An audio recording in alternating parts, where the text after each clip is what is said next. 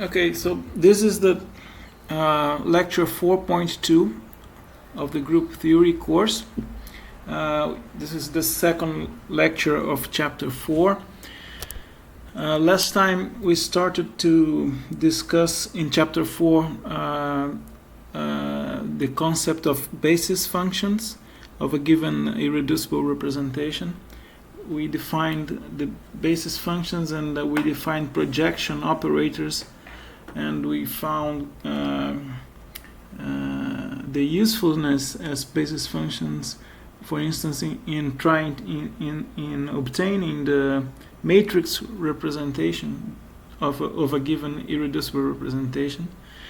And today we continue discussing a little bit about basis functions. And we discussed last time actually the basic definition, one of the possible definitions of the projection operator as by looking at the effect of a certain projection operator associated to a given irreducible representation gamma n, the effect of this operator on a certain partner or basis function gamma n L of this representation is basically to, as a definition, is to it leads you to the other partner, one of the other partners of the representation. So this is, you can see that as a definition of the projection operator, and we actually as a particular case of that, we also found that if you take the diagonal term and apply it to a certain basis function, you get the same basis function. So and actually we saw an example of that when we use this as a tool to verify if a certain function is indeed a basis function of a given representation. And we did that for, if you remember, the function x for the two-dimensional representation of the group D3. We did that on the previous lecture. Okay, so now we start this lecture by trying to see what is the effect of applying a projection operator on an arbitrary function. Let's consider an arbitrary function f, and we can always expand this function in a complete set of functions, and this is such an expansion. Here we have different basis functions associated to different irreducible representations, and these are coefficients of this expansion, and these are sums over the basis functions and over all the different irreducible representations of the group. So this is a general form. It's a general form over an arbitrary function f, and we can go ahead and apply the projection operator, the diagonal projection operator, on this general and arbitrary function f, and see how what we get from doing that. So again, this is an expression for the projection operator this is a relation between the projection operator and the matrix representations of the group. These are the elements of the matrix representation, sum over all group elements, and this is the symmetry operators of the group. So we discussed this expression last time, and so what we're going to do now is to apply this projection operator to this arbitrary function f. Okay, so we're going to see what do we get when we apply the projection operator of irreducible representation gamma n to this general function f, and we basically substitute these two summations here. So we have actually three summations. So we have Ln dimensionality of the representation divided by the order of the group, and then by doing this we have the sum over R, sum over representations, and the sum over basis, right? J prime. Okay, you substitute this into this, and this is you get f j prime gamma n prime d kk a complex conjugate of the irreducible representation gamma n of R, P of R gamma n prime j prime. So this is simple substitution. Okay. Now we know, using again a result that we have shown last time. So from the previous lecture, we know that we can write the result of an application of a certain group symmetry to a certain basis function. It's actually a linear combination of all other basis functions of the same representation gamma n, and so these are all the other basis functions gamma n prime j, and the matrix, the coefficients of this expansion is precisely the matrix elements of the matrix representation of the group. So we have shown this expression last time, and then we can go ahead and substitute this in here, and then we have one more summation. So when you do this, we have okay, p k k gamma n applied to f is equal to ln over h. Now we have many different summations.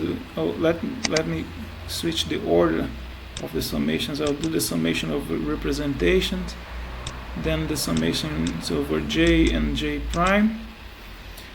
So I have here f j prime gamma n prime, and then I will insert here the sum over R of the different symmetry operations of the group. And now what I get here is d k k gamma n complex conjugate of R and d j prime gamma n prime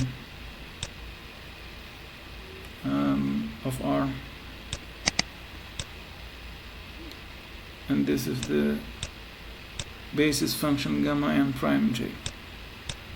Now if we now look to this summation here, this is very familiar to us because this is precisely what we get from the wonderful orthogonality theorem. From the wonderful orthogonality theorem, we know that this is h over ln, a bunch of delta functions, delta n prime, delta, in this case kj, delta kj prime. So this is nice because we have three summations over here, and we have three delta functions here. So in the end, j must be equal to k, j prime must be equal to k as well, and n must be equal to n prime. So in the end, we get a very simple result, which is this. When you apply the projection operator to a general function f, the result is also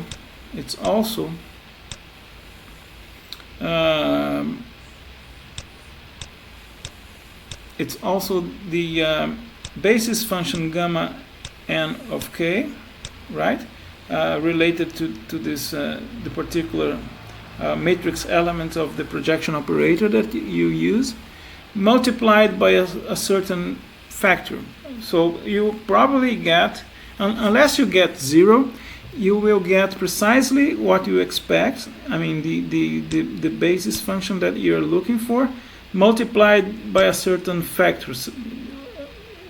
This means that maybe you will not get the properly normalized basis function, but you will get an unnormalized basis function. So, but I mean, you can always normalize it afterwards. Okay, so this is this result I reproduce here from the textbook. So this is an important result because it allows us, it gives us a procedure to find basis functions. So if you start, I think I wrote this here. Okay, so this gives us a strategy to find basis functions. So the strategy is we start from an arbitrary function. You have to choose it carefully because sometimes you choose a certain function that in the end you don't get the basis function that you're looking at, so you get 0. So it's important not to choose a function that is orthogonal to the basis function. So you must be careful and use sometimes use some physical intuition to do that. But I mean, you choose it carefully, but you start with some function, and then you use, as we did in the previous slide, you use this PKK projection operator to project out the basis function gamma n of k. And then you can do this many times. You can you can do two things. You can either now apply the projection operator pkl to switch from the k function to the l function, and then you will be able to find all the different functions in your representation. Or you can use the diagonal element PLL to project all the partners of a given representation. Okay,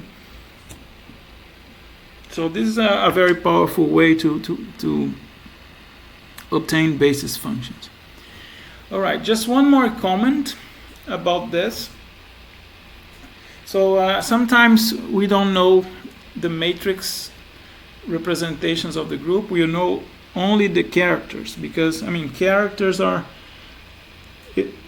what is provided to us in the character table. So sometimes we only know the characters. So can we still use them in some way to project out basis functions?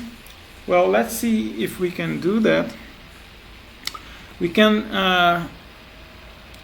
try to define some sort of a trace of projection operators, which is written in this way. I mean, is the sum of all the diagonal projection operators, and this is what I'm calling simply P of gamma n. And well, this I can write this as this sum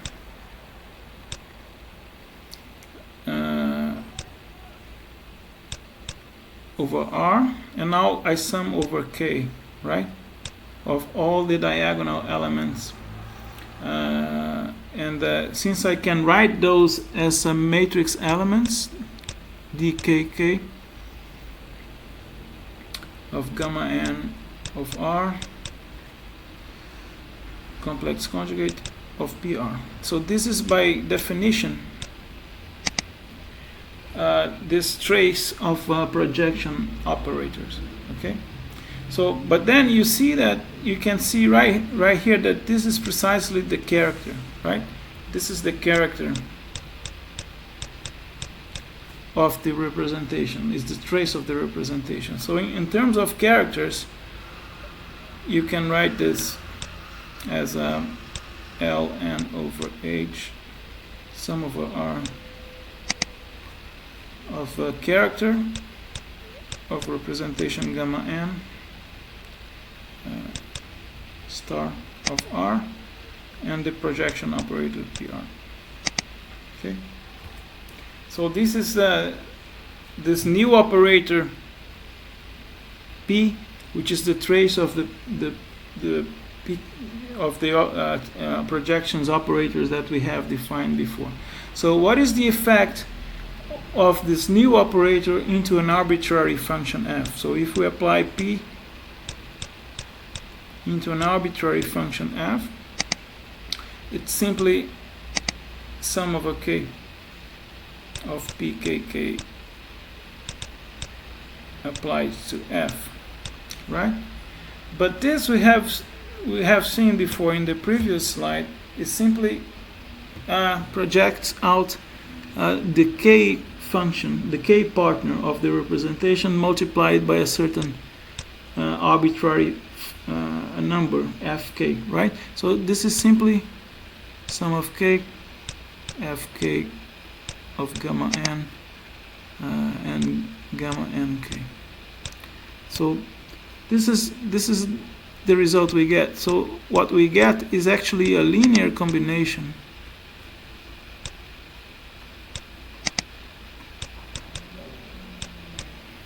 of all basis functions of that representation gamma n.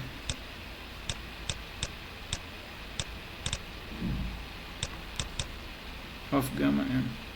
So if you don't know the matrix, and so that's not, I mean, a problem when you have one-dimensional representations, right? Because then the matrix is simply the character.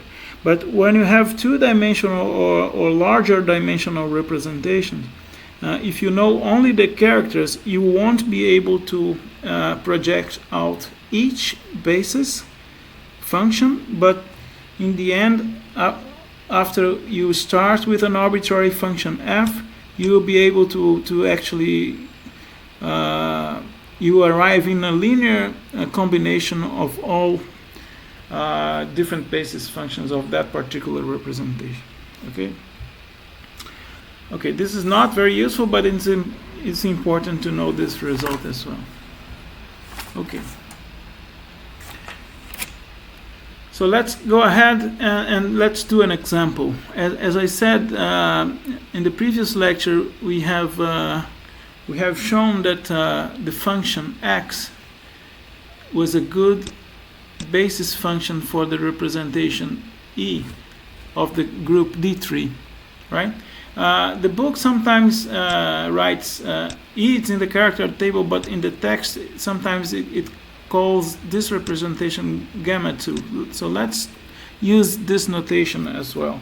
Okay, and if you remember, to do this exercise last time, we had to use all this information. We had to use the matrix representation of gamma 2 in this basis, right? And we also had to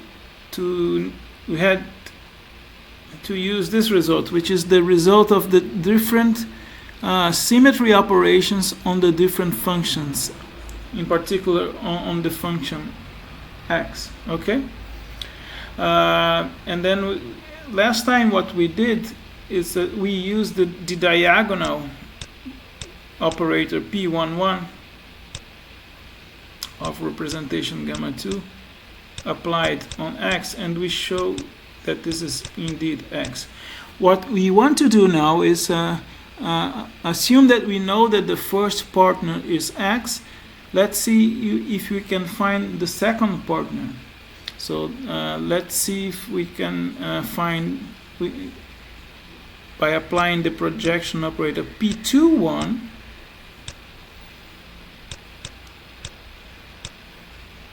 on x, we want to prove that this is equal to y. Okay, so that's what we want to prove. So it should be, because I mean, this is we know already that these two partners x and y are a good basis function of the representation gamma 2. So again, this is I'm changing the notation here. So this is gamma 2. This is gamma 1 prime. And this is gamma 1, okay? For the purposes of this lecture. Just changing the notation. Alright, so let's do this. Let's do this exercise. When I apply the projection operator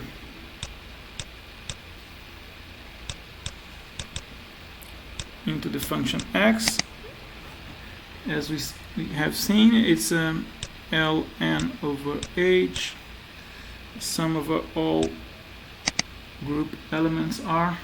Now I have to take, now just be careful that we need to take the matrix element 2, 1 now of all the different matrices, gamma 2 complex conjugate of R, and the result of the symmetry operation R into the function x. Okay, so this is a sum of 6 terms, because the group has 6 elements. So let's do this here. This is equal to, so ln is equal to 2, h is equal to 6. So this is 1/3. And now let's explicitly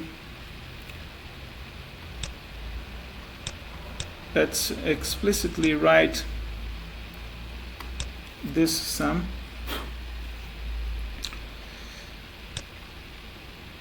Alright, first element is the identity. The identity, the matrix element 2, 1 is always this guy, right? The second row, first column. So it gives you 0. The identity gives you 0. Let's write identity here.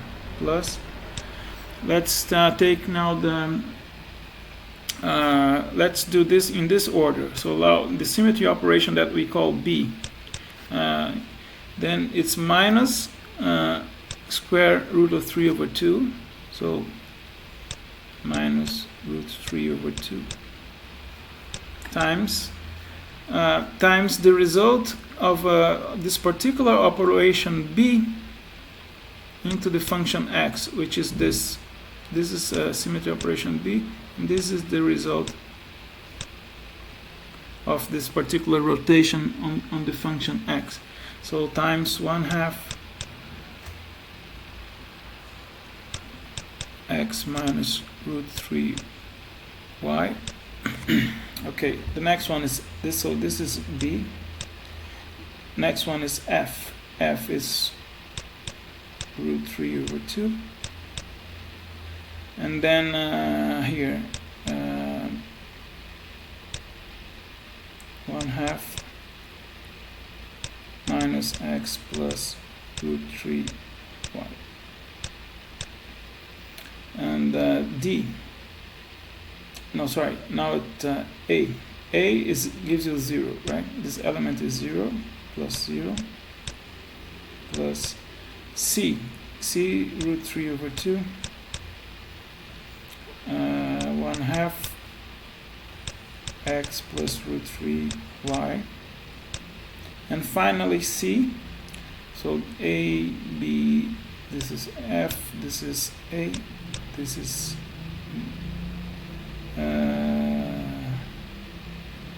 FAC.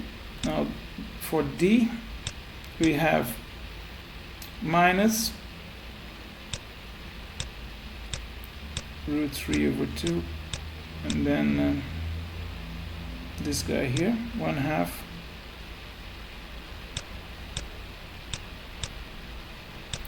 and minus x minus root 3y.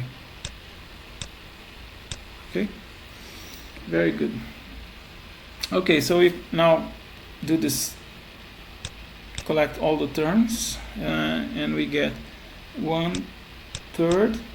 You can see that you have root 3/4 in all elements, and you can bring this out of the brackets, and now we have minus x plus root 3y minus x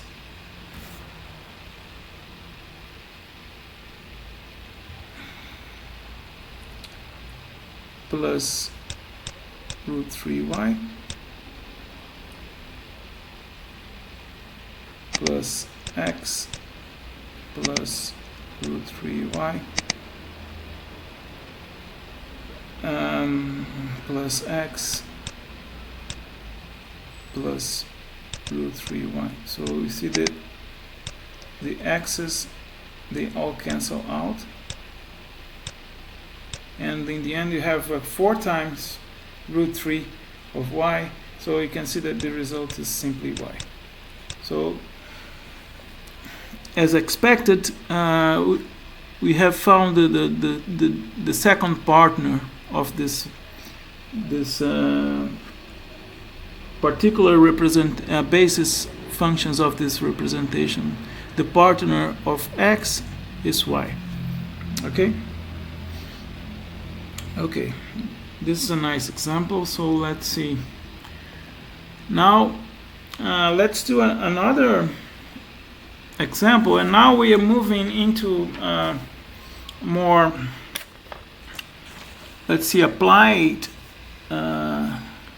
example, in this particular case to the physics of electronic states of molecules. Okay, and this is the first of such examples that we are going to do, the first of many, and let's consider the following problem. Let's try to explore the different linear combinations of atomic orbitals, LCAO method, of 3 equivalent atoms that are placed in the corners of an equilateral triangle.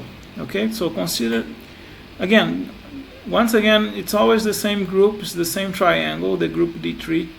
Let's consider now that this is a molecule. This is a hypothetical molecule, and in each one of the vertices of the triangle you have an atom with let's say in the ground state, in which the ground state of the isolated atom is s orbital.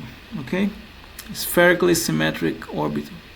And this function, for instance, this s orbital located in this particular position A, this particular orbital function, it's psi a of r, which for short I will call it simply by A. Okay, and the same for B, and the same thing for C. And these are the different symmetry operations of the triangle that we have seen already many times. So PA, this is the operator that is a C2 prime rotation over this axis. The same PC and PB are also C2 prime rotations, and PD and PF are the plus or minus 2 pi over 3 rotations over the main symmetry axis, which is Z. Okay. Okay, this is the system, and what we want to do is let's try to find what are the different basis functions for this system, starting from a particular atomic orbital A. So we will start from a function which is psi A of R that using this notation we call A, and we will apply the projection operators to generate all the properly symmetrized basis functions for this particular system, okay? For this molecular system. All right, so again, what we're going to do is basically use as the arbitrary function that we have considered in the previous slide. We use as a starting function the function A, and then we will apply the different projection operators on this different function A, and try to extract the different basis functions for this problem. Remember that we have to know what is the result of each symmetry operation P of R, PR, on the particular atomic orbital A. So you can see that immediately. For instance, when you rotate, when you apply the rotation F into the atomic orbital A, you rotate by 2 pi over 3 and you get C. So the result of PF of A is C, and you can get all the different you can do this for all the different symmetry operations, okay? So this is a particular example. So okay, so let's start with the one-dimensional representation gamma 1. Let's go back here. This is the one-dimensional representation, which is the identity representation gamma 1. All the characters are equal to 1. And when we have one-dimensional representation, then everything becomes much simpler, because we can basically work with the characters. You don't actually need to know the matrices, right? So we can work with the characters, because it's a 1D representation, so the characters are the matrices. So in this particular case, you can basically use the characters. But for gamma 1, it's even simpler, because we know that all the characters are equal to 1. Okay, so let's do this case first. All the characters are equal to 1. And okay, so let's use this expression here. Let's project out the basis functions for representation gamma 1 by applying this projection operator into the orbital A. So this gives me 1/6, and then a sum over a sum over R. All the characters are equal to 1 in this case, so I just need to see what's the result. For instance, let's see, of PE applied to A plus PA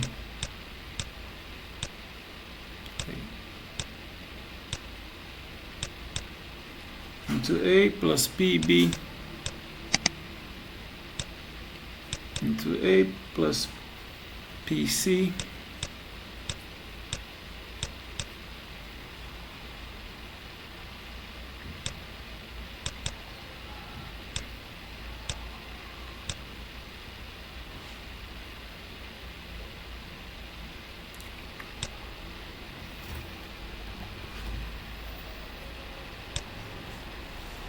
plus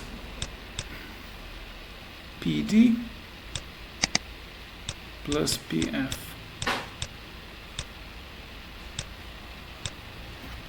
Okay, this is then equal to 1/6. Okay, identity applied to A gives me just A. PA, so PA is a C2 prime rotation. over this axis, so it leaves A, it doesn't move A, it leaves the atom A here in the same position, right? So this is A plus A. PB takes A into C. PC takes A into B. PD rotates and 2 pi minus 2 pi over 3, so it takes me to B. And finally PF takes A into C. So what you get is actually an interesting result. It's 1/3 and the sum, symmetric sum of A, B, and C.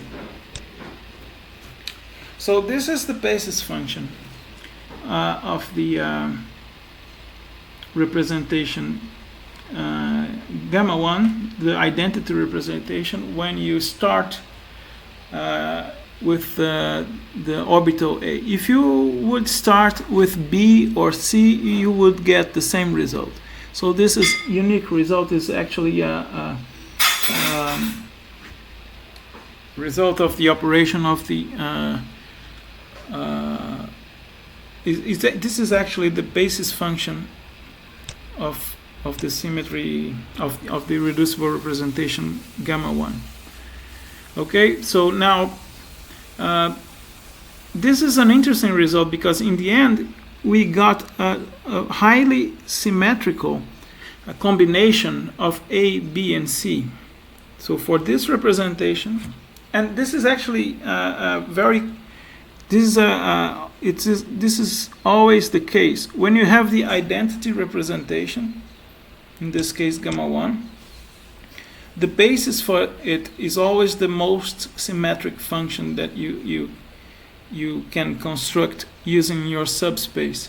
Okay, so when you do this, another way to say this is that this perfectly symmetric function transforms like gamma 1 is a way to say the same thing under the different symmetry operations of the group.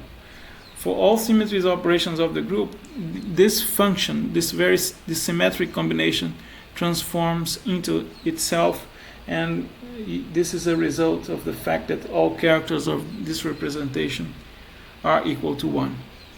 Okay? Alright, so let's do now gamma 1 prime. Let's see the gamma 1 prime representation. So in this case, if you remember, let me go back here to the character table. For gamma 1 prime, the characters are 1 for the identity and the two C3 operations, and they are -1 for the two C2 prime operations, rotations, okay? All right, so let's do the same thing now for the gamma 1 prime. So let's project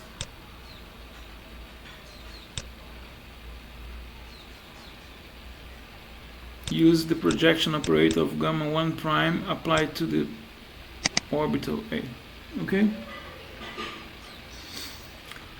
so once again, a sum of 6 different terms, 1/6, and now we have different signs here. So the result of the group operations are always the same. So it's AAC BBC, AAC BBC. So this is AAC BB. But you have to be careful now with the different signs. You have to choose signs 1 for EDF and -1 for ABC. Let's see, EABC DF. So it's like 1 -1 -1 -1 +1 +1. Okay, so and this gives you 0. So whenever this gives you 0, it's tricky because you don't know if you chose a function to start with that actually is orthogonal to your basis function, or if that's not the case, if you get 0, it means that you cannot construct a basis function for that particular representation with, let's say, a linear combination of atomic s orbitals. Okay? So it's difficult to know which case is which, but in this particular case, I'm just telling you that is the second option. We conclude in this case that we cannot build a basis set that transforms like gamma 1 prime using a set of s orbitals. Okay, that doesn't mean that you cannot have any function that transforms like gamma 1 prime. Of course you can have. I mean, if you could start with different orbitals with different symmetry, let's say p orbitals, for instance, you will probably be able to find a basis functions. But this is just saying that using this combination of 3 s orbitals, you cannot get a basis function for the gamma 1 prime representation. Okay, but I mean, it's hard to know when you get 0. It's not trivial to know if this is the case, that you cannot build a basis function, or if you just chose the wrong initial function to start with, okay, your projection. So it takes some experience and trial and error to figure out what is the particular case in each case. Okay, now let's check the gamma 2 representation is a 2D representation, and in this case it's more complicated. It's a longer algebra, longer calculation, so I can leave it as an optional exercise to you, but I will just show to you what the two basis functions are in this case. And when you look at them, then it becomes intuitively clear why they have this form. So the two partners for this irreducible representation, they are like this. It's a linear combination of using complex numbers. Omega is e to the 2 pi I over 3.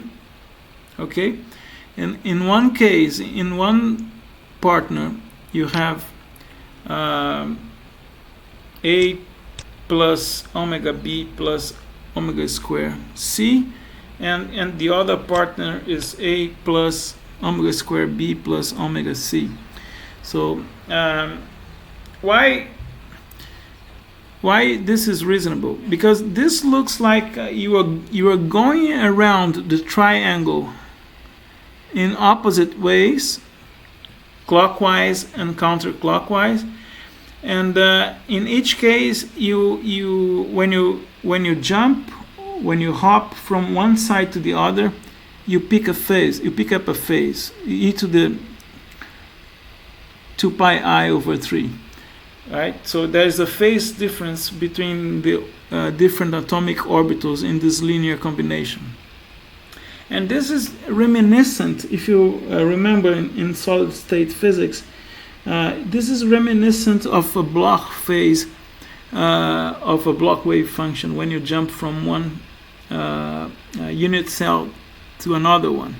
So this is of course, this is a molecule, has only 3 atoms, but if you think about it, a 1D chain of atoms, when you apply periodic boundary conditions, can also be seen as a ring of different, of a polygon of different number of vertices. And this is a very simple case of 3 vertices, only a triangle. So this would correspond to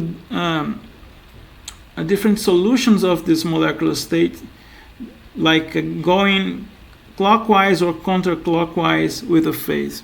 Okay. So this is, of course, it's not obvious to arrive to this result. As a matter of fact, if you start from A, you get 0. Or if you start from B, or if you start from C, you will get 0. So only if you start with some properly chosen function, you will be able to get this result. Okay? So it's a tricky result. But in the end, these are the two partners of the two-dimensional representation, gamma 2. And if you use these two partners, these two basis functions, you'll be able to construct the matrices for this particular representation. And these are the matrices that you could get using using this function. You see, they're very much simpler actually than the matrices we got before using the XY representation. So and this is a very symmetrical and interesting basis to use. Okay, so now coming to the physics of this hypothetical molecular triangle, we're starting to see now one thing that we are going to see many times in this course, which is the following. Suppose that you build this molecule by bringing these 3 atoms from a situation in which they are very far apart from each other. So they are kind of isolated atoms. So if you start from the situation in which you have isolated atoms, then if the atoms are identical, then the 3 s orbitals, they should have the same energy eigenstate, right? So there should be, in this situation, a triple degeneracy in your spectrum, right? So when the atoms are very far apart. Now, when you bring them together in this particular symmetry, what group theory tells us is that you cannot have, so you lower the symmetry of the system, because before you had a free atom with a full rotation symmetry. Now you have these atoms in a D3 group, right? Which it's a much lower symmetry group. So, and what group theory tells us is that this particular group, the D3 group, can only have one-dimensional representations like gamma 1 or gamma 1 prime, or two-dimensional representations like gamma 2. And so you cannot construct a properly symmetrized basis function. And we are going to see that this will be related to the wave function actually. So you cannot build, for instance,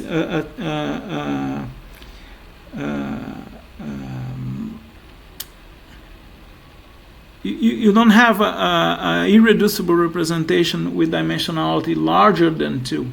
Okay, you can only construct two-dimensional representations or one-dimensional representations and their basis functions. And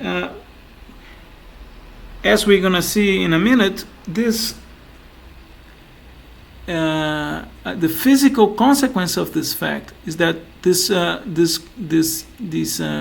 triply degenerate state that you had before, when you bring the atoms close together, it splits into one doubly degenerate state and one non-degenerate or singly degenerate state.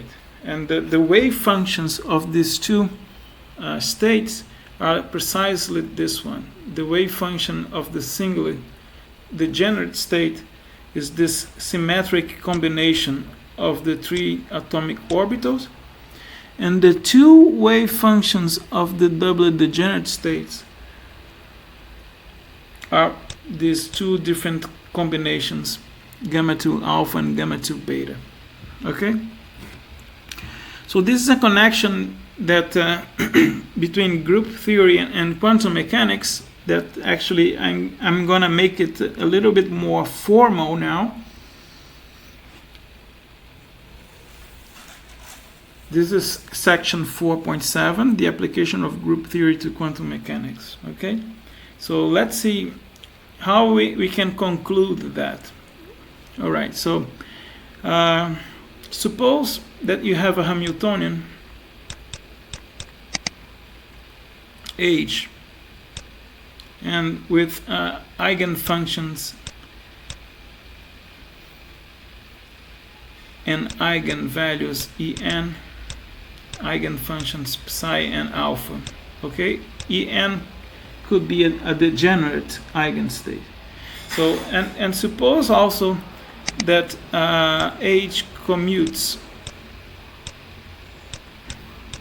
with all the symmetry operations of a certain symmetry group PR, all the symmetry operations PR of a given group.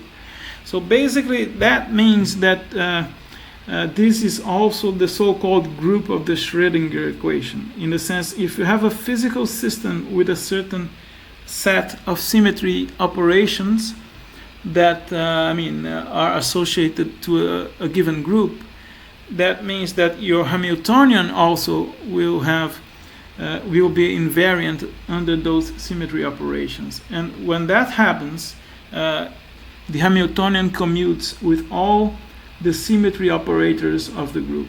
Okay, so as a result of that, H PR is equal to PR H for all symmetry operations R of the group. Okay. Okay, so if that's the case, so let's try to see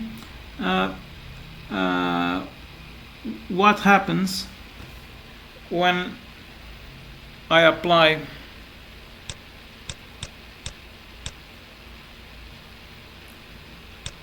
PR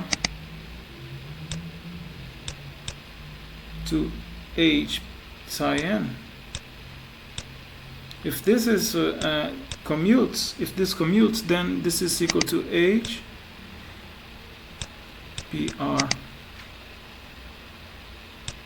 psi n alpha.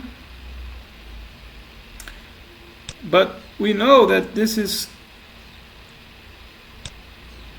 En psi n alpha. So this is actually can also be written as En PR psi n alpha. Oops.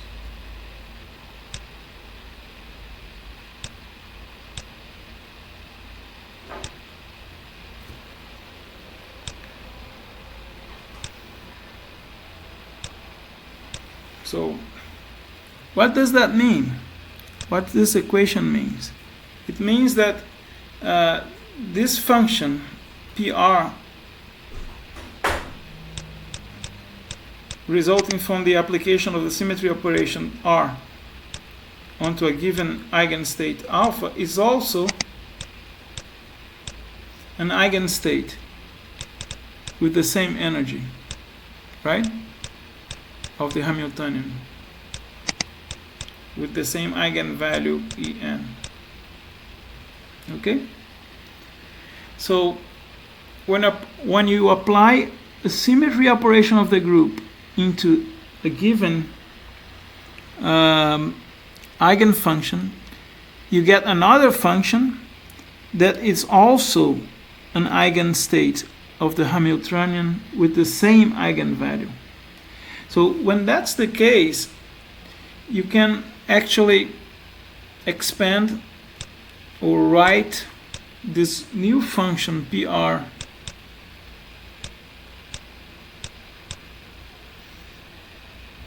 psi n alpha as a linear combination of all degenerate eigenfunctions. Okay. this is the most general expression for an eigenfunction of a degenerate state, right? So let me choose coefficients, arbitrary coefficients associated to this rotation R, and then here psi and j. So that means that I'm summing over all Ln degenerate states. So in this equation, Ln is the degeneracy of this particular energy level En. Okay? Oops. Is it clear? So now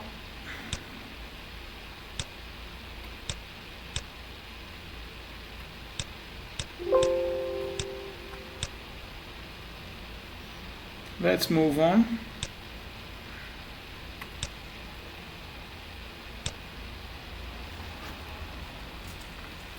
I'm sure this is a very familiar result. So this is a linear combination of all degenerate states. Now, what I'm going to show now is that these matrices that I have just defined here, so this is the definition of Ln by Ln matrix elements, right? So these matrices that I just defined here, I'm going to show you that they form a representation of the group. This is a very important result. So I'm going to show you that this matrices D J alpha of N of R, they form a representation of the group. So how can I show you? I basically have to show that they obey the same multiplication table as the group.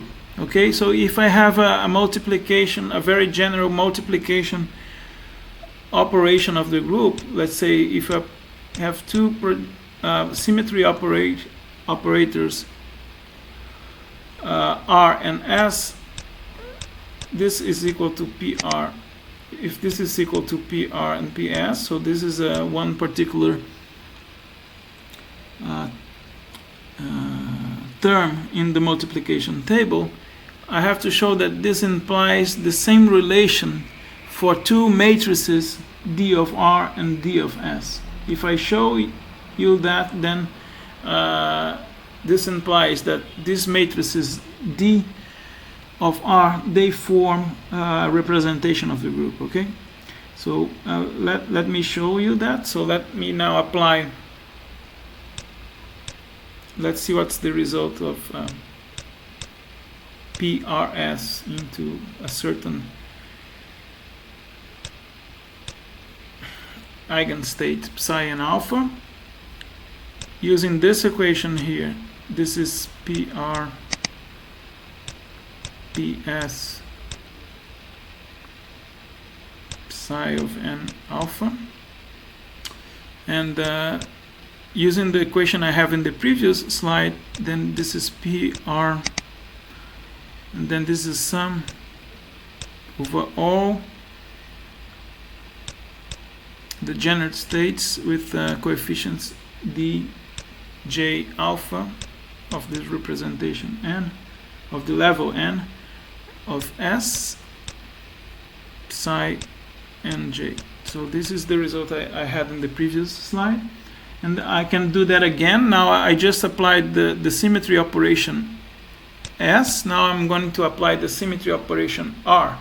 So this is also equal to, if I do this again, this becomes a sum over J and K D Kj. One has to be careful here with the indices of R. D J alpha N of S And you're seeing where this is going, right? So psi nk. So we can see already this is a matrix multiplication, right? So this is the sum over k, and this is precisely the matrix element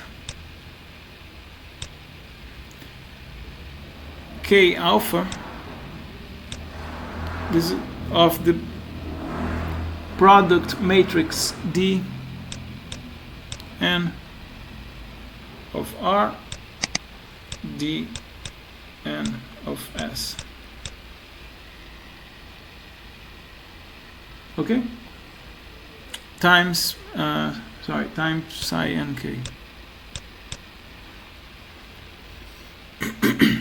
Okay. But by definition,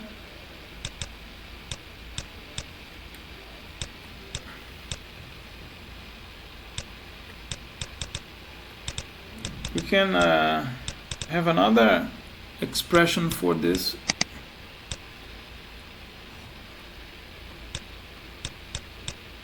As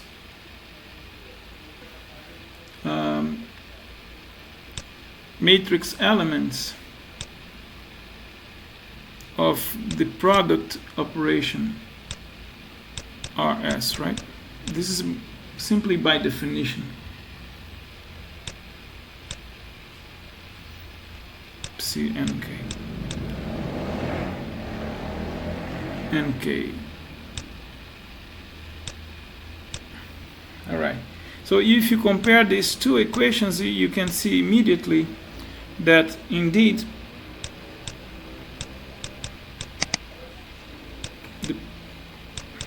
this equation holds, and therefore these matrices, they satisfy the same multiplication table as the operators P. Okay, the symmetry operators P. So this obeys the same multiplication table. So it's a representation of the group. So that's interesting because, I mean, these matrices, they were defined, if you go back here, they were basically defined as expansion coefficients of wave functions, of eigenfunctions of the Schrödinger equation, restricted to that particular degenerate energy level. All right? So, and I have just shown you that the matrices, they form a Ln by Ln representation of the group. So the result, these matrices that I had defined before, associated to a certain energy level, they form a Ln by Ln representation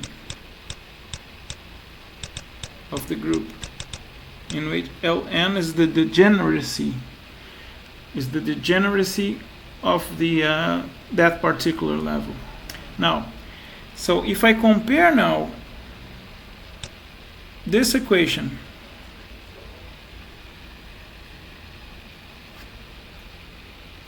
let me compare this equation here. So let me go back here. I will compare this equation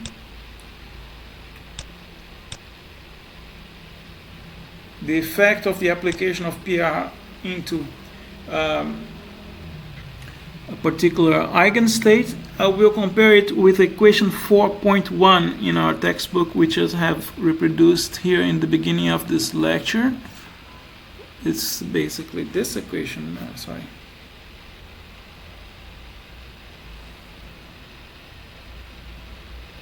I don't have it here, so let me write it again. Let me write that again. Let me compare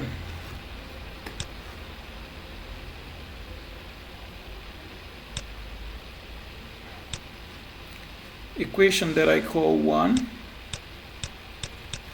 with equation 4.1, which basically defines the result of applying a certain symmetry group operation into a basis function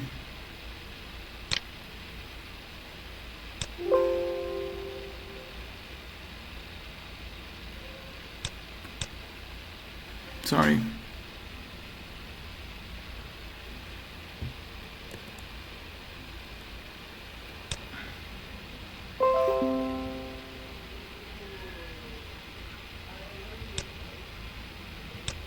Let me go back here.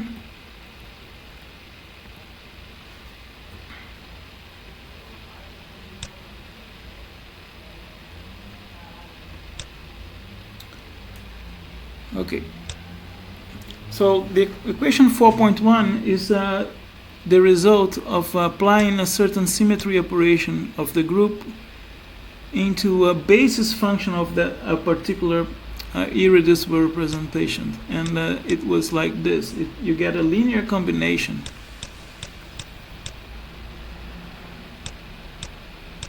of all basis functions of that representation, in which the coefficients are simply the matrix representation of the group. Okay? The matrix elements. So you basically compare these two equations, 1 and 2, and you can immediately see that you can interpret wave functions as basis functions of a representation. So whenever you have Ln by Ln degenerate level, the result of that, it results from the fact that your symmetry group of your system allows Ln by Ln irreducible representation, and the wave functions associated to this particular energy level, they are precisely basis functions of that representation. So in conclusion, what I'm trying to say here is that irreducible representations of the symmetry group, they can be used to label the quantum states of a certain system and specify their degeneracy. The degeneracy of an energy level is going to be equal to the dimensionality of that particular irreducible representation. And we are going to see this many times in this course. We see this in atomic physics, in molecular physics, or in condensed matter physics, in all systems in which symmetry is important. We have this important result. So as examples, I can show you here two figures, two images of energy levels, in this case in a molecule, in this case in a solid. These are the energy levels of methane. And okay, this is a very complicated set of levels, but I just want you to pay attention to these labels here in pink: A1, A1, T2, so on and so forth. These are labels of the irreducible representation of this particular symmetry group of methane. Okay, so when you probably have seen this many times already. So we can label the different eigenstates with notation of group theory. So the notation is precisely the identification of the irreducible representation. And you see the same thing here for silicon. This is the silicon band structure, and this notation is a little bit more complicated because now we have the group of the wave vector that we have not discussed this yet. We're going to discuss in the future. But this notation, for instance, take gamma. Gamma is the k equals to 0. this notation of labeling of different levels, gamma 2 5 prime, gamma 1 5, gamma 2 prime, these all correspond to different denotation of different irreducible representation of this particular cubic group, which is the group of the silicon or the diamond structure. Okay, so we're going to use this many times in our course, as I said. So this is the end of this lecture, and we have 3 problems. I don't need you to do all the different items in each problem. So these are the items you need to do, and this is this problem set is due on next Wednesday, so April 8th. Okay, so thank you very much.